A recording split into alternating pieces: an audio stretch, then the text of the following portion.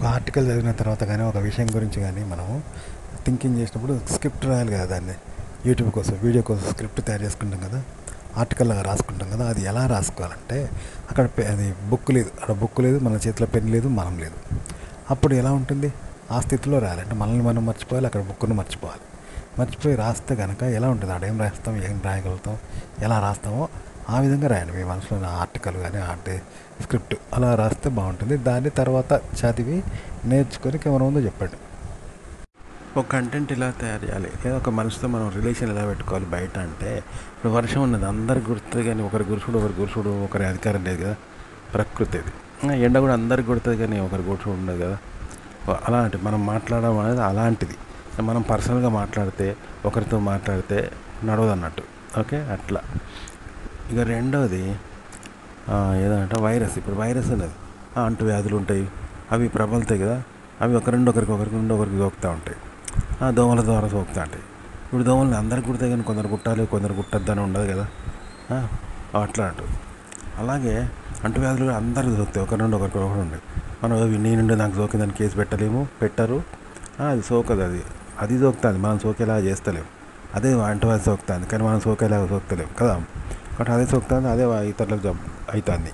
కాబట్టి మనం మాట్లాడేది అనేది మనం మాట్లాడడమో, కావాలని మాట్లాడమో, ఒకరి గురించి మాట్లాడమో, ఒక తీరుగా మాట్లాడడం ఉండదు. జెన్యూన్ అది మనకు అతీతంగా అన్నట్టు. ఎండ వాన అతీతంగా జరుగుతాయి కదా, అంటువ్యాధి మనకు అతీతంగా సోకుతుంది కదా. అట్లా ఎటు మీద ప్రభావం చూపెడుతుంది. అట్లా అంటారు. దాన్ని వాళ్ళు స్పందిస్తారంట మన మాటకి. అట్లుంటుంది అంట వాళ్ళకు. మనం కూడా అట్లే స్పందిస్తాం. మళ్ళీ వాళ్ళన్నా అంటువ్యాధి అంట, మనం స్పందిస్తాం. ఇక ఇట్లుంటుంది, రిలేషన్స్ అనేవి ఇట్లుంటాయి. ఒక కంటెంట్ ఎలా చేయాలంటే, ఇప్పుడు మన పర్సనల్ అనమాట, వ్యక్తిగతంగా బాధలు, ఆలోచనలు, క్రియేటివిటీ ఎన్నో ఉంటాయి కదా. కథ ఇలా క్రియేట్ చేయాలి, అలా క్రియేట్ చేయాలి, పర్సనల్గా చేసుకుంటాం. క్రియేటివ్ ఊహలు, ఆలోచనలు, భ్రమలు. ఒక ఆర్టికల్ తయారు చేస్తాము, ఇట్లా క్రియేట్ చేస్తాం కదా. వ్యక్తిగతంగా ఒక కథ ఊహించుకొని తయారు చేస్తాం అన్నట్టు. సినిమాలు ఊహిస్తాం కదా, అలా చేస్తాం.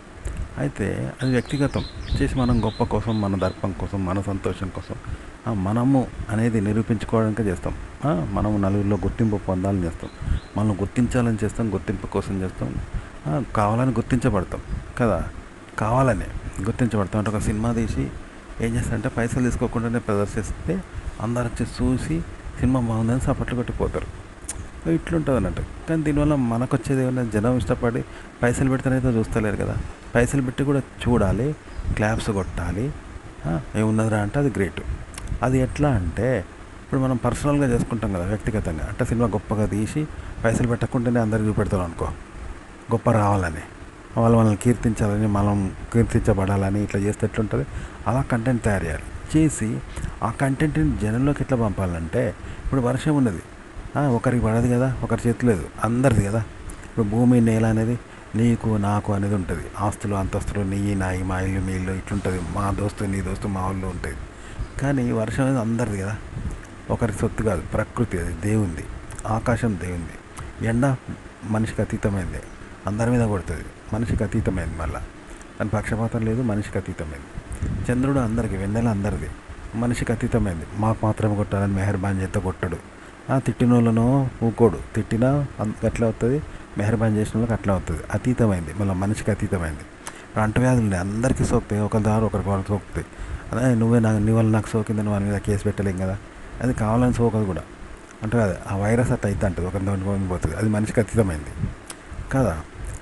కంటెంట్ అనేది అలా చెప్పాలి. ఇప్పుడు మనం పర్సనల్గా మనం గొప్ప కోసం, మన బ్రాండ్ చెప్పుకోవడం కోసం చేసుకున్న గొప్ప కోసం గుర్తింపు రావాలని తెచ్చిపెట్టుకుని గుర్తింపు మనకు మనం తెచ్చుకుంటాం కదా. కంటెంట్ తయారు చేసి గొప్ప కోసం నలుగురిలో మనం ఫిగర్ కావాలని, సెలబ్రిటీ కావాలని చేసినావా. దీన్ని ఇలా చెప్పాలి. ప్రకృతిలా ఇప్పుడు ఎండాగేనో వర్షం అందరికి కొడుతుంది కదా, అంటువ్యాధులు ఒక 2 వరుస పడతాయి కదా. కావాలని మనం వాళ్ళను హత్య చేసినట్టు హత్య చేయం కదా. అది జెన్యూన్గా అట్లా జరుగుతూ ఉంటుంది కదా, ప్రకృతి కదా. కంటెంట్ అలా చెప్పాలన్నమాట. ఓకే, అలా ఇక్కడ ఉన్న అక్కడ దోమలు అందరికి కొడతాయి కదా. అట్లా మన కంటెంట్ అనేది ఓపెన్గా పెడితే పర్సనల్గా అవుతుంది. అప్పుడు అందరికీ చెందుతాయంట, అందరూ సంతోషిస్తారు. ఎట్లా అంటే ఒకరికి చెందద్దు, పర్సనల్గా మనం పెట్టద్దు, వాళ్ళు పర్సనల్గా తీసుకోరు అన్నట్టు. ఆ విధంగా ఓపెన్గా అయితే అందరు చూసి సంతోషిస్తారు అంటే. అట్లా గది కంటెంట్ అంటే. ఇప్పుడు సెక్స్ ఉన్నది, ఒక స్త్రీని పురుషుడు ఏం చేస్తాడు? అహంకారంతో, గర్వంతో, మదంతో పురుషాహంకారంతో దాదాపు హింసించినట్టు, ఒక వ్యక్తిని శత్రువుని ఎట్లయితే కొడతామో అట్లా చేస్తూ ఉంటారు సెక్స్. కానీ దాన్ని ఆడవాళ్ళు ఇష్టపడరు, ఎందుకంటే అనుకున్నది అందులో అనురాగం లేదు, ప్రేమ లేదు, మానవత్వం లేదు కదా, పరాక్రమం ఉంది, పశువులాగా మృగంలాగా చేస్తూ ఉంటారు. సరే, దీనివల్ల ఆమెకు నష్టం లేకపోవచ్చు, కానీ దాన్ని ఇష్టపడదు. ఇది చెడుగా చూస్తారంట ఆడవాళ్ళు, దుర్మార్గంగానే భావిస్తారు, ఆ వ్యక్తిని దుర్మార్గంగా భావిస్తారు. ఓకే, అదే పాజిటివ్గా, సాధు జంతువుగా, పరాక్రమం లేకుండా, ఎదుటి వ్యక్తిని ఓడించకుండా మానవత్వంతో చేసే ఆ కామాన్ని, శృంగారాన్ని స్నేహంగా భావించి ఆ వ్యక్తిని స్నేహితంగా భావించి దాన్ని, ఆ సెక్స్ను ఆస్వాదించి ఆ వ్యక్తిని ఇష్టపడతారు, ప్రేమిస్తారంట శృంగారంలో. ఇట్లుంటుంది అనమాట. కానీ మృగంలాగా, మదంతో, పశువులాగా క్రూరంగా రాక్షస శృంగారం చేస్తారు, క్రూరంగా మృగంలాగా మీద పడి హింసిస్తూ ఉంటారు. అది శత్రువుతో కొట్లాడినట్టు ఉంటుంది, అది పగోడు చేసినట్టుగా ఉంటుంది, పగతో మన శత్రువును కొట్టినట్టు ఉంటుంది, క్రూరంగా కొడితే ఎట్లుంటుంది అట్లా తీస్తూ ఉంటారు శృంగారం. అలాంటి శృంగారంలో పురుషుడికి చాలా టాలెంట్స్ ఉంటాయి, నైపుణ్యం వస్తుంది, గొప్ప కళలు వస్తాయి, కానీ అందులో ప్రేమను పొందలేడు. స్త్రీ ప్రేమను, స్త్రీ స్నేహాన్ని శృంగారంలో పొందలేవు, అనుబంధాన్ని పొందలేవు అన్నమాట. రిలేషన్ ఉండదు. ఓకే, అదొకటి కోల్పోతావు అన్నమాట. ఎంత చేసినా వేరు, శృంగారం అనేది వేరు. ఆమె సుఖపెట్టిన, ఆమె తృప్తి పడ్డా కూడా నువ్వు ఆమెకు అపరిచితుడిగా, శత్రువుగా డివైడ్ అయిన వ్యక్తిగా ఉంటావు అన్నట్టు. రిలేషన్ ఉండదు, స్నేహం, ప్రేమ అనేది ఉండదు, ఇంకా పంచుకోవడం ఉండదు అన్నమాట. కాబట్టి అయితే ఈ వన్ సైడ్గా నువ్వు పరాక్రమంతో శృంగారం చేస్తావు చూసినావా, ఆ శృంగారంతో ఐడియాలు, టాలెంట్ మాత్రం బాగుంటుంది, అద్భుతంగా చేయగలుగుతావు.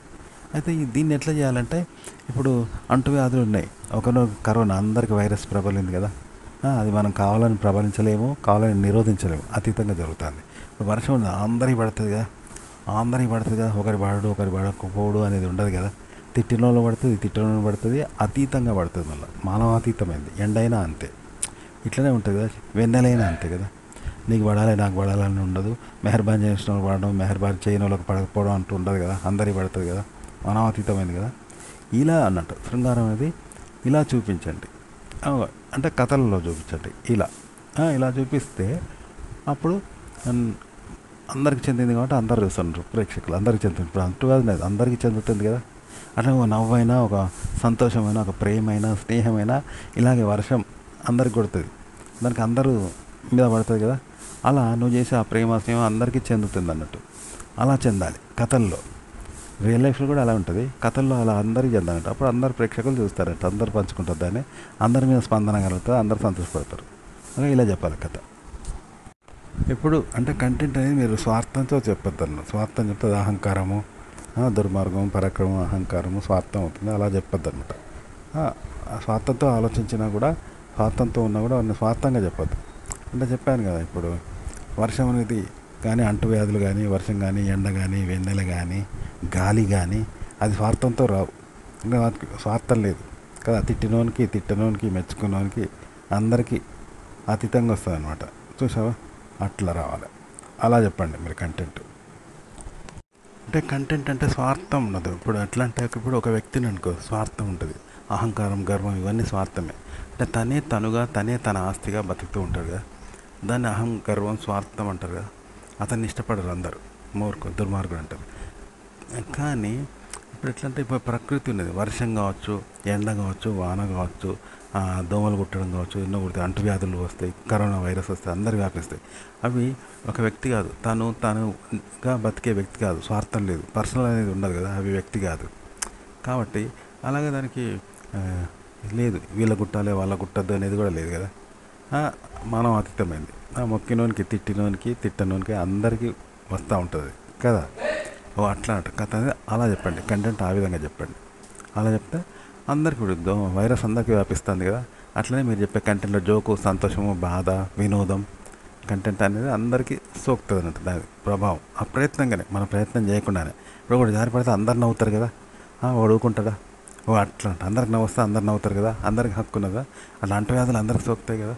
వద్దని తప్పించుకొని పోతే అది వదిలిపెట్టదు, అది కావాలని రాదు, ఇది జెన్యూన్ కదా. గాలి అందరం పీల్చుకుంటాం కదా, అందరికి చెందుతుంది కదా. గాలి ఇంక రానని గాలి పోదు, దాన్ని మనం పోగొట్టలేము, అది పీల్చుకోకుండా ఉండలేము. అదంతా జెన్యూన్, ఇదంతా జెన్యూన్ కదా. ఇలా కంటెంట్ అందరికీ చెందాలంటూ ఇలా చెందుతుంది వేరే వాళ్ళతో, స్వార్థం లేకుండా రాస్తే. అప్పుడు అందరికి చెందుతుంటే అందరు నవ్వుతారు, అందరు సంతోషిస్తారు, అందరు చూస్తారు అనమాట. అట్లా